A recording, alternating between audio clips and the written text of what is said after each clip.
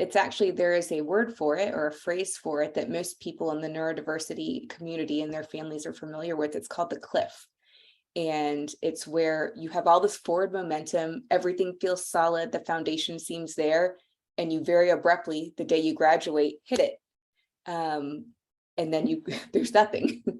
And so we wanted to remedy that, or at least attempt to remedy that by working with people, by consulting with people, and by writing the Roadmap Lab and helping people feel a little bit more empowered about, okay, the cliff is we can't stop that cliff from happening. So why not work around it and create a plan that makes people feel like, okay, we know it's coming, but what if we build a bridge instead of just hitting that cliff and hoping something works? And that's really what this is a plan to build the bridge to the next thing. Hey everyone, and welcome. I am Morgan Gist-McDonald, founder, CEO of Paper Raven Books, and I have with us today a super special guest who is launching a book called The Roadmap Lab, a strategic approach to building transition plans for any teen or young adult who wants their future to be filled with independence, opportunity, purpose, and dignity.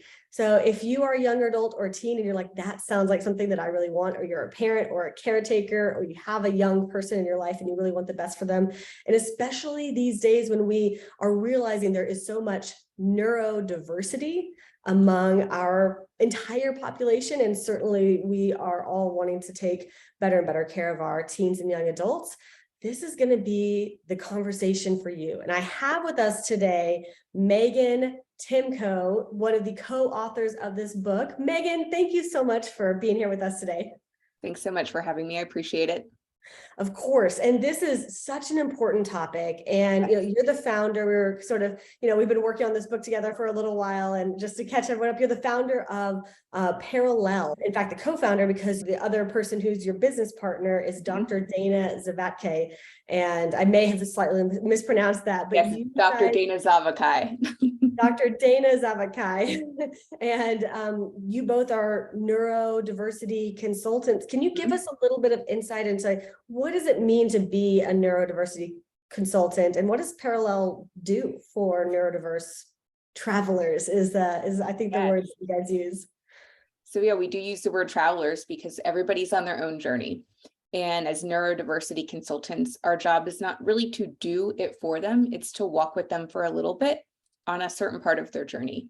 And so the majority of what we do at Parallel is work with families and individuals who identify as having a neurodiversity and help them make a better plan about how to get where they want to go.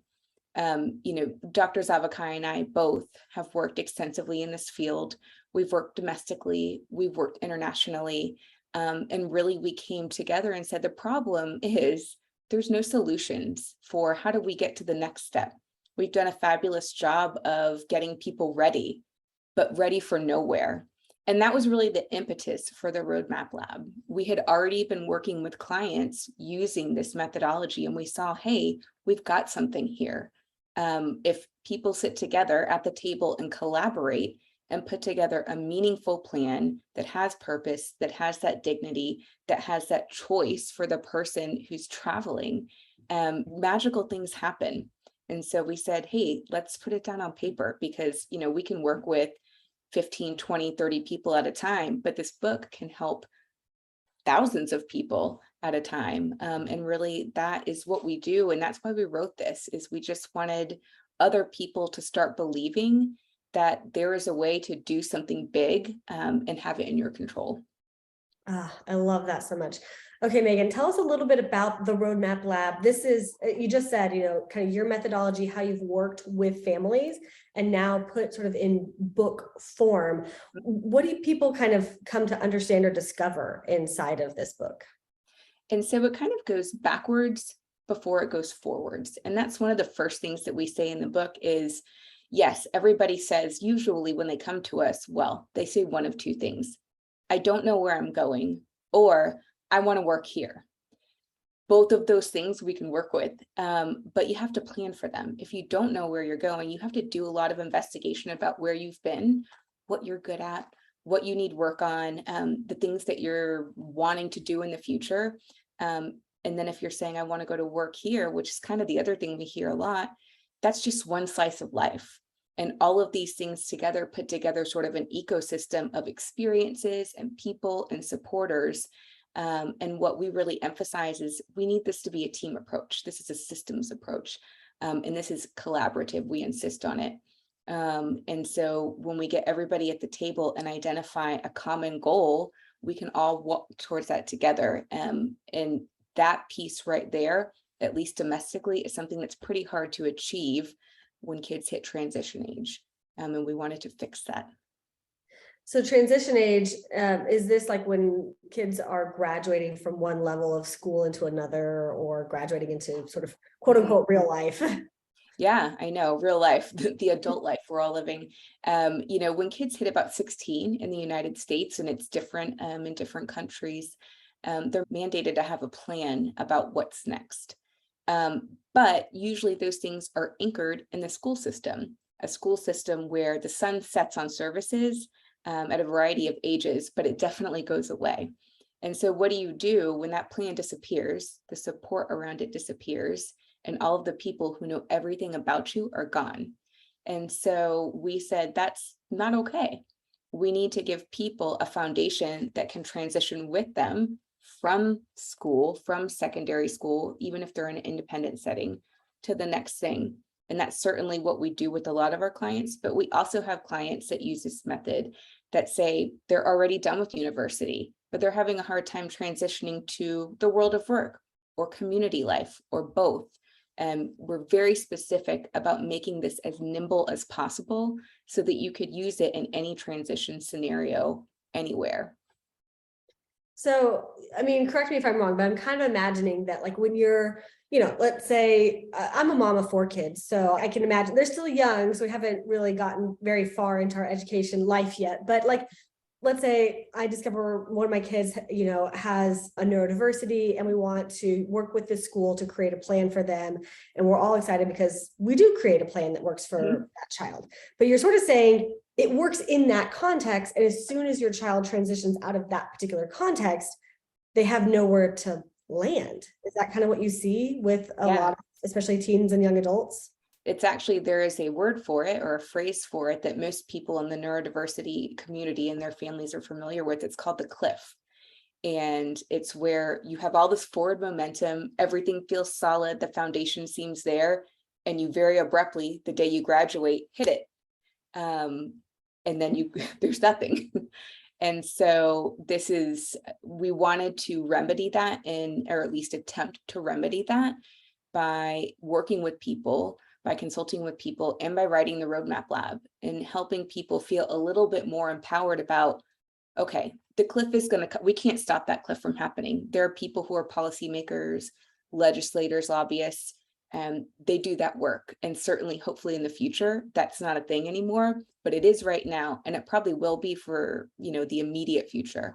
So why not work around it and create a plan that makes people feel like, okay, we know it's coming, but what if we build a bridge instead of just hitting that cliff and hoping something works? And that's really what this is a plan to build the bridge to the next thing.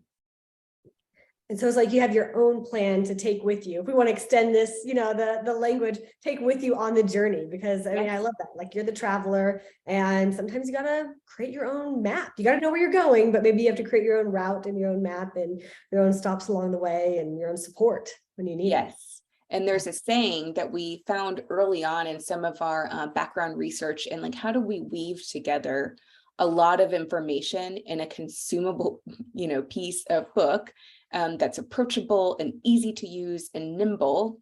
Like, what's going to inspire us to do that in a way that people want to pick it up and do it?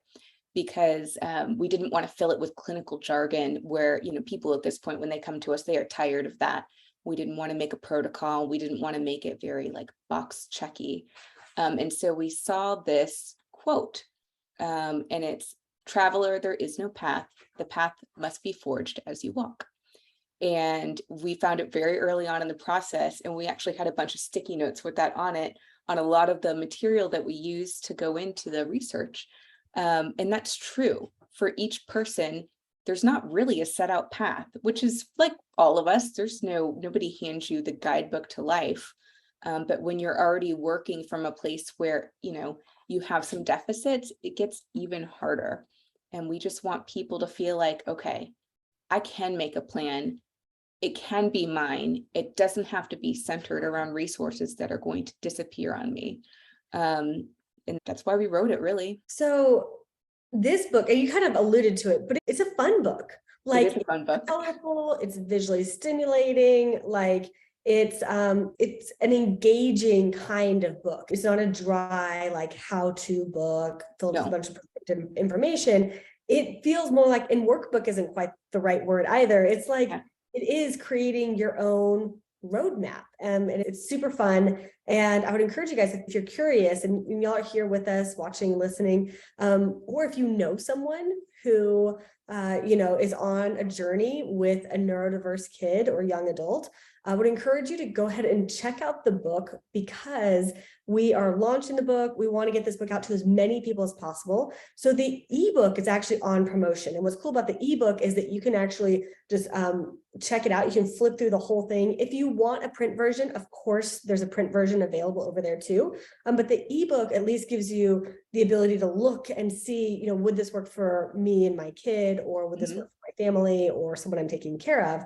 And to check out that ebook that's on special promotion right now today, you can go to paperravenbooks.com/theroadmaplab. All one word. There's a link next to this video. You can click that link.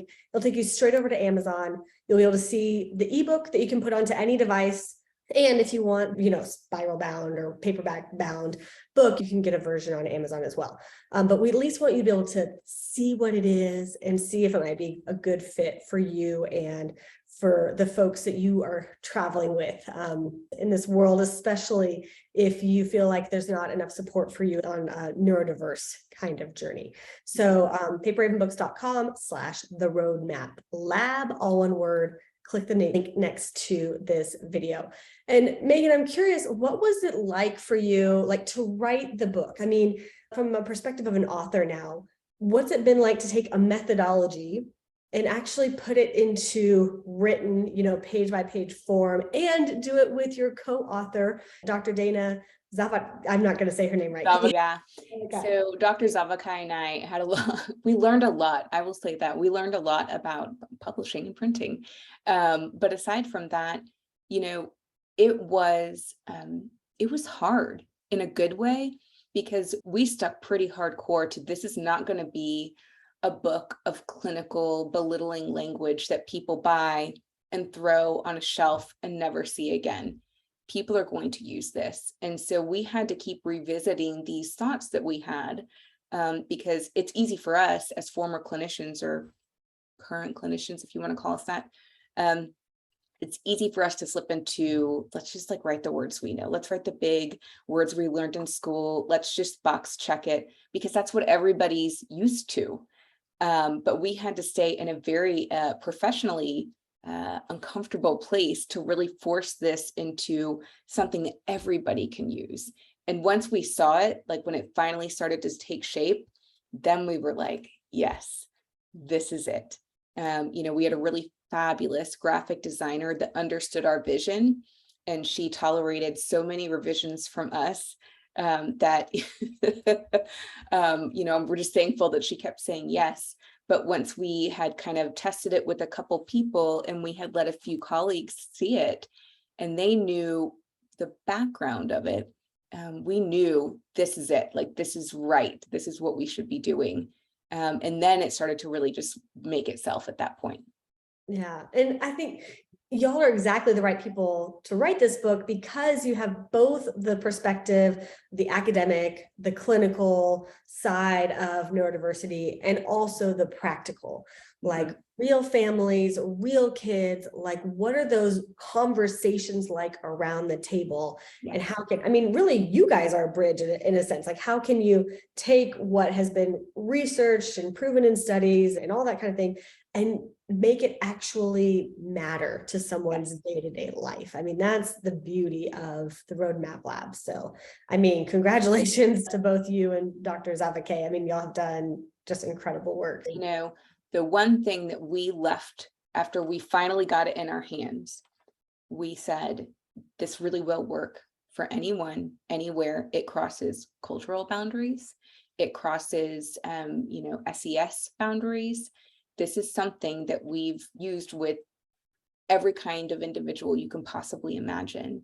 And we wanted people to take it and see it and feel the same. Each person feel the same. And I think we did it. I really do. Awesome. You guys, if you're here and you're like, I want to know what this roadmap lab is, I want to know how to build my own roadmap, maybe with my own neurodiverse kid, or I know someone who would benefit from this, or heck, this might be for me. Mhm. Good news is you can go check out the ebook version right now. It's on promotion today. We're launching the book. We want to get out to as many people as possible. Go to paperravenbooks.com/the roadmap lab, all one word, or click the link next to this video, take you to the same place, which is Amazon. You can check out the ebook. You can check out the physical versions too, and you can dive in and see if this might be the thing that you and your support group need to help a neurodiverse traveler in your life. So check that out, share it with someone that you're thinking of. And Meaghan, thank you so much for co-writing this book. Thank you, Dr. Zavatkay, for also co-writing this book. And thank you guys for really being the heart of this mission to get this work out to as many people as possible. So we really appreciate all for being our partner on this. We could not have done this without you, for real. That is such a serious statement.